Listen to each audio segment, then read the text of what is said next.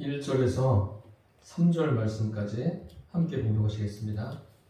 제9시 기도 시간에 베드로와 요한이 성전에 올라갈새 나면서 못 걷게 된 이를 사람들이 메고 오니 이는 성전에 들어가는 사람들에게 구걸하기 위하여 날마다 미문이라는 성전문에 두는 자라. 그가 베드로와 요한이 성전에 들어가려 함을 보고 구걸하거늘. 사도행전 3장부터는 성령의 임하심을 경험한 예수님의 제자들과 다른 제자들, 그리고 또 성령의 그 충만함을 그들이 받은 다음에 복음을 전하기 시작합니다. 복음을 전하는데 이 복음을 전할 때 그 성령님께서 다양한 기적들을 베풀어 주십니다. 오늘 본문에는 나면서부터 걸어보지 못한 사람, 태어나면서부터 걷지 못한 사람이 일어나는 역사가 본문에 기록되어 있습니다. 베드로와 요한이 제9시 기도 시간에 성전에 올라갑니다. 그 유대인들이 기도하는 그 시간이 3번 있습니다. 제3시, 6시, 9시. 우리 현재 시간으로 하면 오전 9시, 정오, 오후 3시입니다. 지금 이 시간이 오후 3시죠. 그런데 특이할 만한 일이 있습니다. 그 성전에 가는데 거기에 미문이란 문이 있습니다. 거기에 사람들이 그 걷지 못하는 사람을 데리고 와서 구걸하게 하는 겁니다. 오늘 말씀해 보니까 나면서 못 걷게 된 일을 사람들이 메고 오니 이는 성전에 들어가는 사람들에게 구걸하기 위하여 날마다 미문이라는 성전문에 두는 자라 했습니다. 미문하니까 성전 문이에요. 문하니까 우리가 지금 저런 문, 어떤 대문 정도로 생각하는데 문의 높이가 무려 23m예요. 23m면 굉장히 큰 겁니다. 한 7, 8층 정도 되는 문 높이가 그래요. 그리고 문도 웅장하고 그 앞에서 이제 구걸하는 거예요. 구걸하는데 여기 가만히 보면 나면서 못 걷게 됐다라고 했습니다. 그러니까 이 사람이 자기가 자원해서 내가 구걸하겠다 그렇게 말했겠습니까? 구걸한 시간이 아마 어려서부터 그렇게 하지 않았나 유추해 볼 수 있습니다. 그러니까 그 사람이 할 수 있는 것은 그거밖에 없는 거예요. 걷지를 못하니까. 그리고 거기다가 누군가가 데려다 줘야 돼요. 메고 와서 그럼 그 사람은 거기 성전문에 두면은 늘 구걸하는 일을 하는 거예요. 그 일 외에는 할 것이 없습니다. 그러니까 이 사람을 통해서 우리가 알 수 있는 것은 뭐예요? 이 사람은 아무것도 할 수 없는 사람이에요. 아무것도. 구걸하는 게 전부입니다. 그러니 이 사람에게 무슨 소망이 있습니까? 삶에 무슨 꿈이 있겠습니까? 내가 앞으로 어떤 일을 계획해서 해야 되겠다.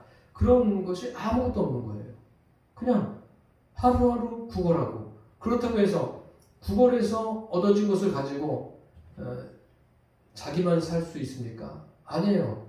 누군가는 그것을 같이 나누는 거죠. 자기가 다 마음대로 할 수 있는 상황도 아닙니다. 오랜 시간 동안 구걸하면서 시간을 보낸 사람, 이 사람에 대해서 소개하고 있습니다. 마침 그곳을 베드로와 요한이 지나가고 있었습니다. 베드로와 요한이 지나가니까 당연히 이 사람은 평소에 하는 대로 어떻게 합니까? 구걸하는 거예요. 오늘 본문에 기록된 대로 그가 베드로와 요한이 성전에 들어가려 함을 보고 구걸하거늘. 구걸합니다. 필요한 거 아닙니까? 그 사람에게. 베드로와 요한에게도 다른 사람과 똑같이 구걸하는 거예요. 무엇인가 자기에게 주기를 바라는 거 아닙니까? 4절부터 8절까지 읽겠습니다. 베드로가 요한과 더불어 주목하여 이르되 우리를 보라 하니 그가 그들에게서 무엇을 얻을까 하여 바라보거늘. 베드로가 이르되 은과 금은 내게 없거니와 내게 있는 이것을 내게 주노니 나사렛 예수 그리스도의 이름으로 일어나 걸으라 하고 오른손을 잡아 일으키니 발과 발목이 곧 힘을 얻고 뛰어서서 걸으며 그들과 함께 성전으로 들어가면서 걷기도 하고 뛰기도 하며 하나님을 찬송하니. 베드로와 요한이 그 사람을 주목해서 보고 있습니다. 발걸음을 멈춘 거죠. 구걸할 때. 그러면서 그에게 이렇게 말하죠. 우리를 보라. 그러니까 이 사람이 어떻게 반응합니까? 5절에 보니까 그가 그들에게 무엇을 얻을까 하여 바라보거늘. 대부분은 그렇지 않습니까?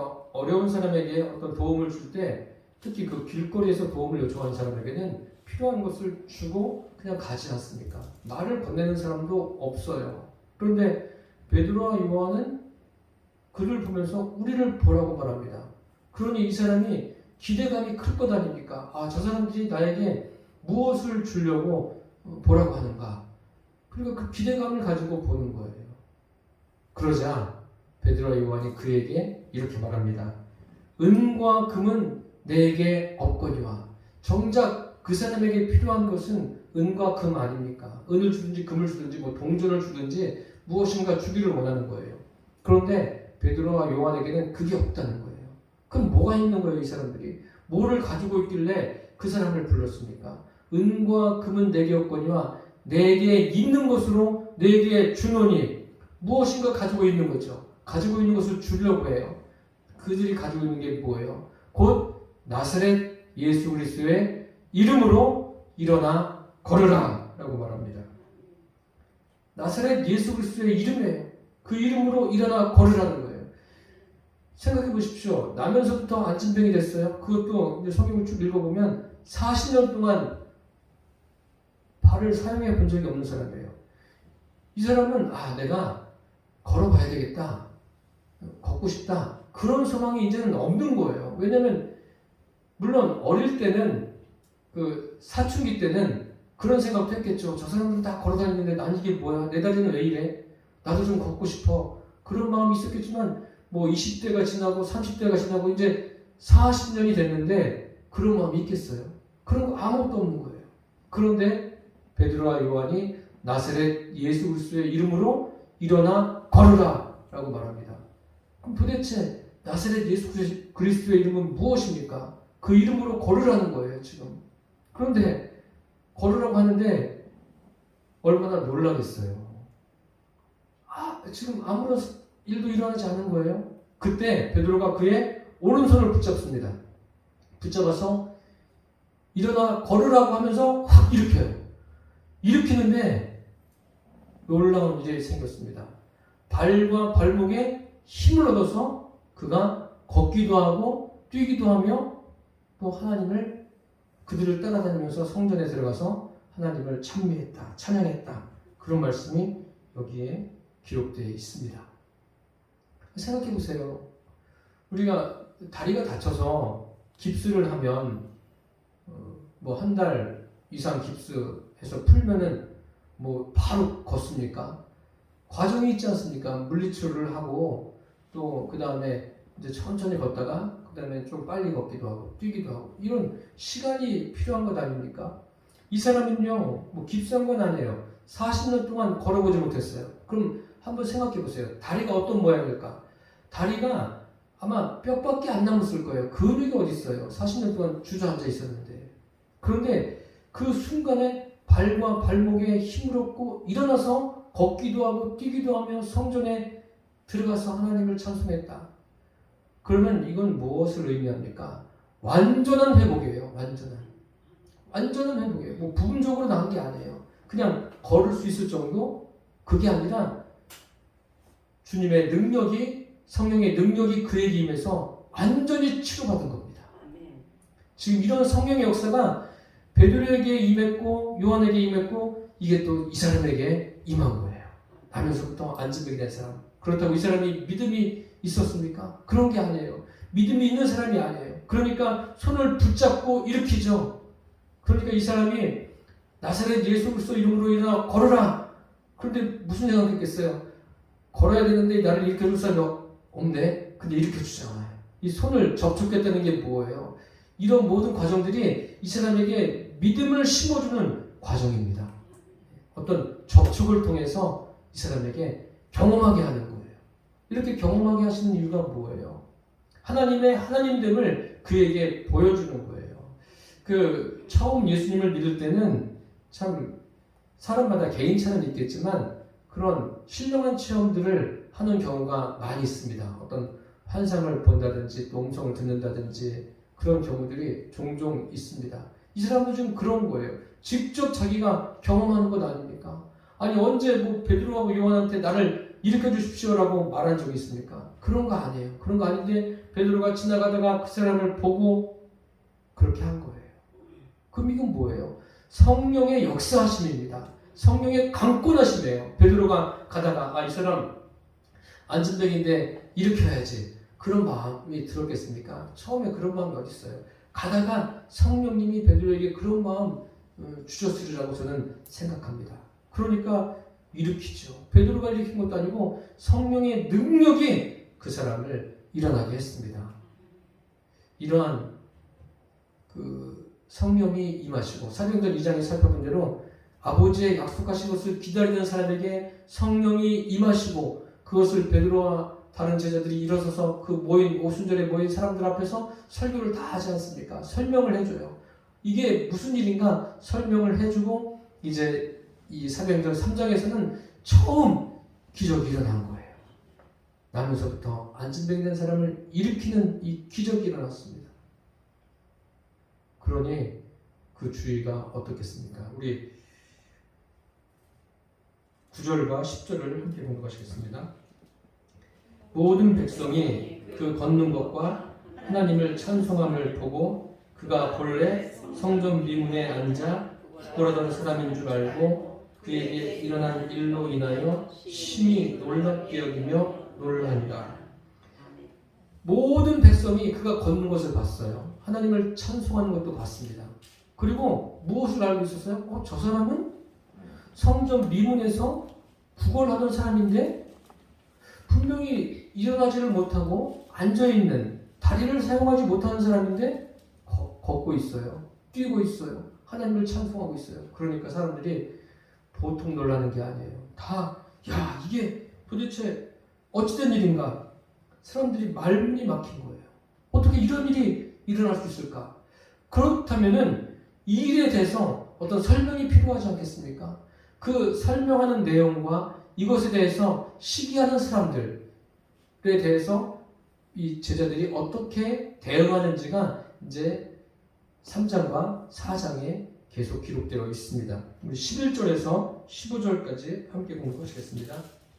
나은 사람이 베드로와 요한을 붙잡으니 모든 백성이 크게 놀라며 달려나아가 솔로몬의 행각이라 불리우는 행각의 모이건을 베드로가 이것을 보고 백성에게 말하되 이스라엘 사람들아 이 일을 왜 놀랍게 여기느냐 우리 개인의 권능과 경건으로 이 사람을 걷게 한 것처럼 왜 우리를 주목하느냐 아브라함과 이삭과 야곱의 하나님 곧 우리 조상의 하나님이 그의 종 예수를 영원롭게 하셨느니라.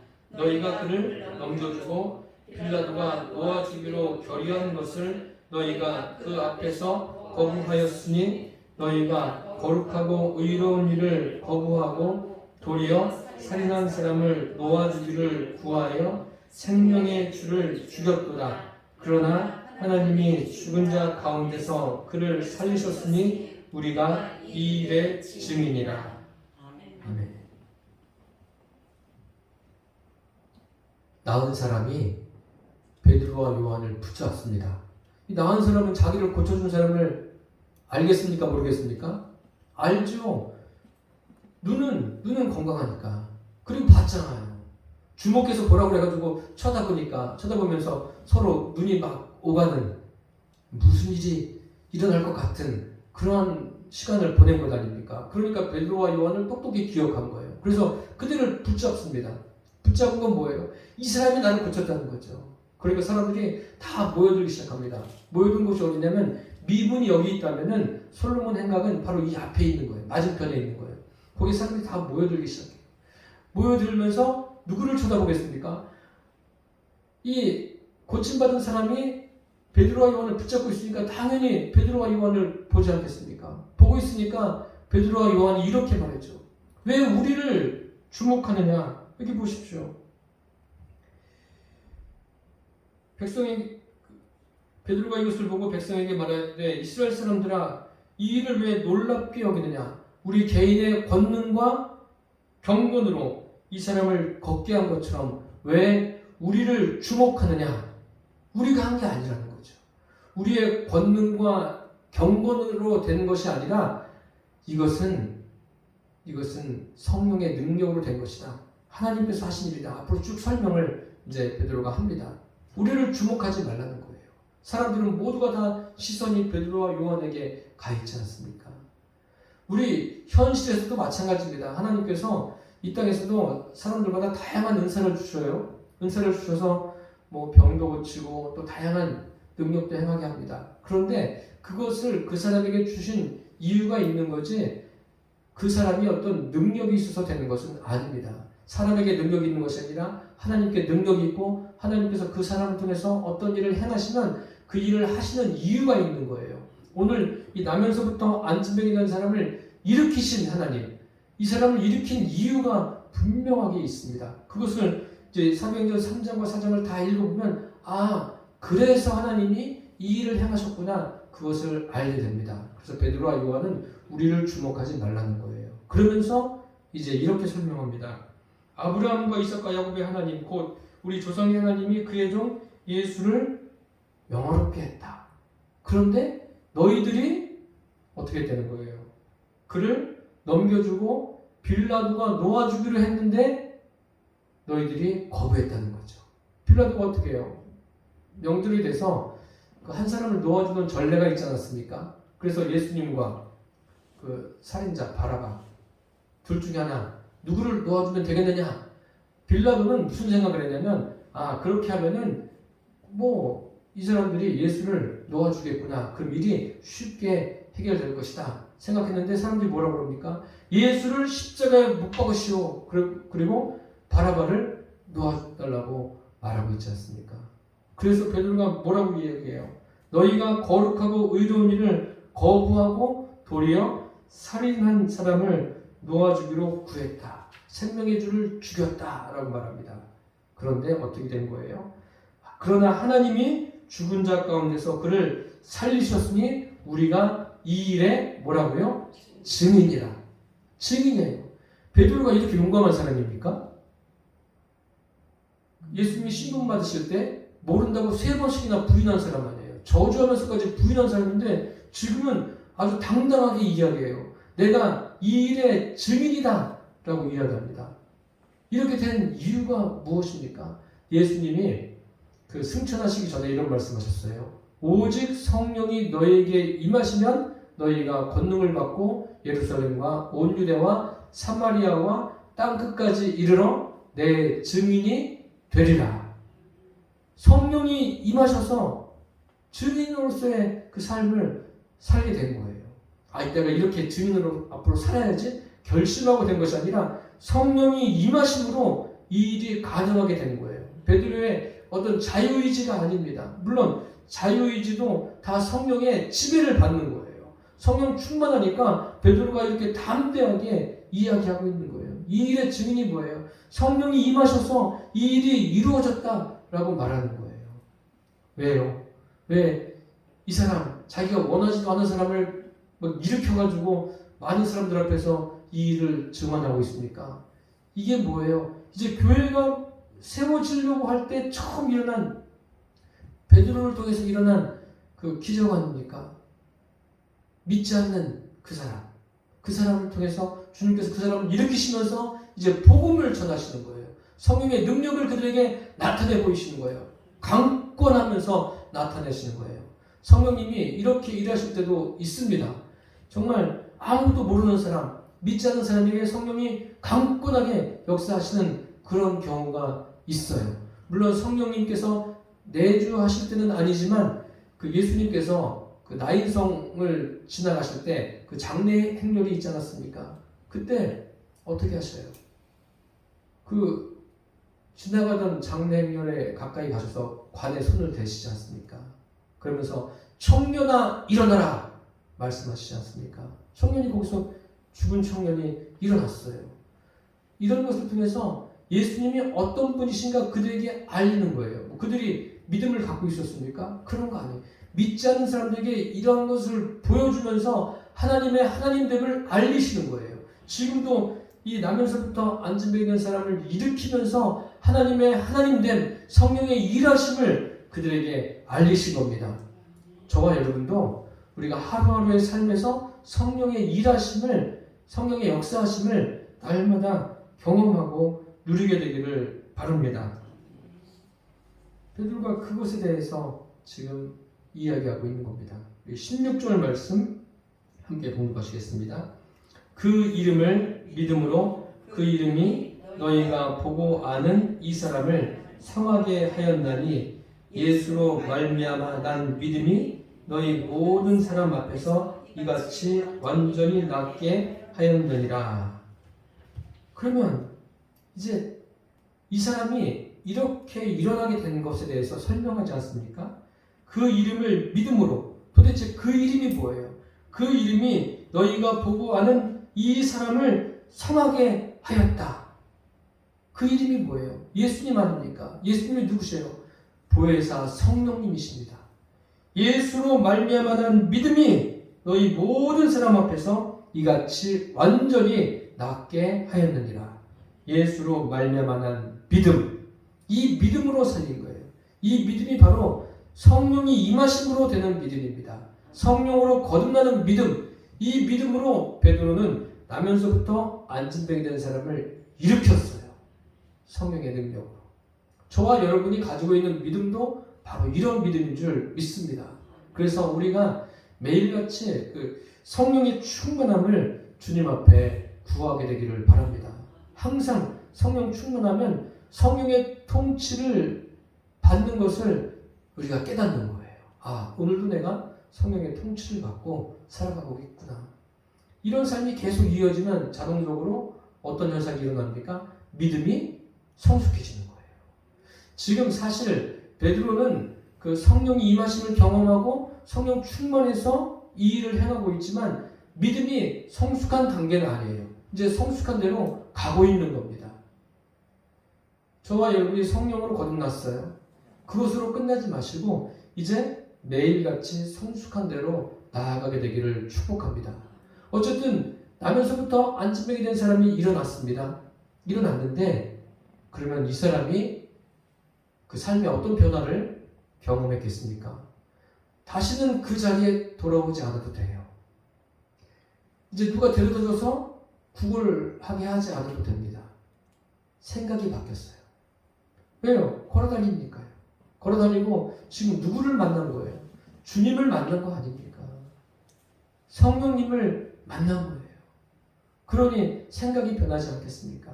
이제 미래에 대한 꿈도 생기고, 아, 주님이 나에게 무엇을 원하시는가? 그런 물음도 생길 것 아닙니까? 자기가 걸어다니니까 그런 자기를 일으켜 주신 이유가 있는 것 아닙니까? 그것을 이 사람은 깨달아 알게 되는 것이 또 주님께서 그렇게 역사하셨으리라고 저는 생각합니다. 생각이 바뀐 거예요. 그리고 제 삶을 바라보는 모든 관점들이 바뀐 거예요. 전에는 뭐예요? 앉아서 구걸하는 게 전부 아닙니까? 할 수 있는 게 사실 아무것도 없는 거예요. 아, 내 인생은 그냥 이렇게 살다가 끝나는 건가? 이제 그런 생각도 이제 이 사람에게는 사치가 돼버린 거예요. 그냥 하루하루 생명 붙어있는 동안 사는 건데 이제 성령의 은혜로 일으킴을 받은 다음에는 그런 가치관이 다 바뀌었어요. 세상을 보는 그 시각도 다 바뀌었습니다. 그리고 오늘 보십시오. 걷기도 하고 뛰기도 하며 하나님을 찬송했다라고 되어 있지 않습니까? 삶의 목적이 바뀐 거예요. 하나님을 예배하는 삶으로 이 사람이 변화된 겁니다. 이 사람만 그러겠습니까? 생각해 보십시오. 이 세상에 있는 모든 사람들이 그런 인생을 살면서 자기 힘으로 할 수 없는 그런 상황들을 경험할 때가 얼마나 많습니까? 우리도 그런 일을 경험하면서 여기까지 온 거 아닙니까? 그럴 때 우리는 무엇을 의지합니까? 성경에 기록된 그리고 우리 안에 계신 성령님을 깊이 의지하고 하나님의 말씀을 붙들게 되기를 바랍니다. 그렇게 된다면 성령의 역사하심이 내 심령에만 있는 것이 아니라 삶의 현장에서 직접 저와 여러분이 경험되어질 줄을 믿습니다. 이 사람은 이 나면서부터 안진병이 된 사람이 일어났어요. 이런 사건이 사도행전 14장에도 기록되어 있습니다. 그런데 여기하고 좀 달라요. 14장에 보면 루스드라에서 바울이 복음을 전해요. 복음을 전하는데 거기에는 나면서부터 걸어본 적이 없는 사람이에요. 그 사람도. 그러니까 그 사람도 이 사람하고 똑같은 거죠. 그런데 설교를 하는데 복음을 전하는데 바울이 그 사람하고 눈이 마주칩니다. 눈이 마주치는데 무엇을 보냐면 구원받을 만한 믿음이 있는 것을 본 거예요. 그 사람 안에. 그러니까 뭐라고 말합니까? 내 발로 일어서라. 이게 전부예요. 뭐 나사렛 예수 그리스도 이름 아니에요. 왜냐요? 왜 그렇습니까? 그 사람 안에 구원받을 만한 믿음이 이미 자리 잡고 있는 거예요. 그러니까 선포를 하는 거예요. 내 발로 바로 일어서라. 즉시로 일어섭니다. 이 3장하고는 달라요. 그 사람은 믿음을 가지고 있는 사람이고 믿음으로 성령의 역사하심을 경험한 거고 이 사람은 자기가 믿음 있는 사람이 아니에요. 성령의 역사하심으로 강권하심으로 일어나게 된 거예요. 일어나면서 이 사람도 믿음을 갖게 된 거죠. 하나님은 사람마다 다양하게 역사하십니다. 하나님께서 역사하실 때 그것을 알아차릴 수 있는 그러한 저와 여러분이 되기를 바랍니다. 아, 이 하나님께서 나에게 하셨구나. 나를 구원하시기 위해서 이같이 귀한 일을 하셨구나. 이것을 알아차린다면 그것은 복이죠. 그러한 은혜들이 우리에게 있게 되기를 바랍니다. 그래서 저와 여러분이 하루를 살아가시면서 작은 일에도 영적으로 민감한 그리스도인 되기를 바랍니다. 영적으로 민감해서 아, 주님이 이 작은 일에도 이렇게 역사하셨구나. 주님이 또 내 인생의 전반적인 부분에서 나를 이렇게 이끌어가고 계시는구나. 그것을 볼 수 있는 눈이 열려지기를 바랍니다. 그리고 성경을 가까이 하십시오. 가까이 하셔서 말씀이 나에게 들려오는 그 말씀이 내 안에 충만히 임해서 그 말씀에 인도함 받는 저와 여러분의 삶이 되시기를 축복합니다. 어디 우리 복음서에 보면 베드로가 이런 사람입니까? 베드로가 이렇게 담대하게 복음을 전하고 기적을 행하는 사람입니까? 그게 아니에요. 성령이 임하시니까 이런 일들이 일어난 거예요. 그리고 이 나면서부터 안진병이 된 사람이 일어난 것은 성령이 임하시고 첫 번째 기적인 거예요. 그런 면에서 큰 의미가 있습니다.